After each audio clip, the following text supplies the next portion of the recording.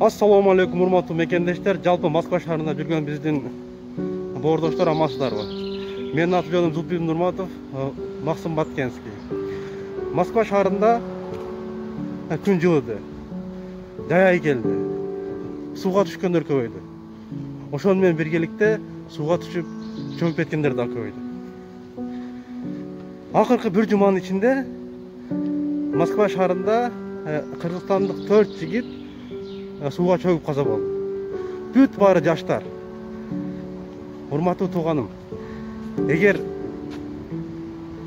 сууда сүзгөнү билбесеңиз, сууга түшпөңүз. Достор менен барсаңыз дагы бири-бириңизге ишенип да сууга түшпөңүздөр, туугандар. Азыр ошол 4 жигит ошол себептүү болуп, кырчындай убагында, жаш убагында сууга чөгүп каза болду. Сууга түшпөңүздөр, өтө этият болуңуздар, туугандар. Анан спиртной ичип алып, сууга такыр жакындабаңыздар. Дегеле спиртнойду вообще ичпеңиздер, туугандар. Ошол туугандар, барыңыздарга ийгилик, аманчылык каалайм.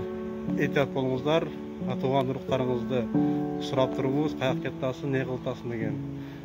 Жашы улгайып калган биздин агаларыбыз, эжелерибиз, инилериңизден, карындаштарыңыздан, сиңдилериңизден сурап туруңуздар, кайда кеткасың, эмнеге дегендечи. Азыр ошентип бир жуманын ичинде 4 жигиттен айрылдык. Ошол сууга чөгүп кетти бар. Урматтуу туугандар, сиздер менен Максим Баткенский болду. Ассаламу алейкум.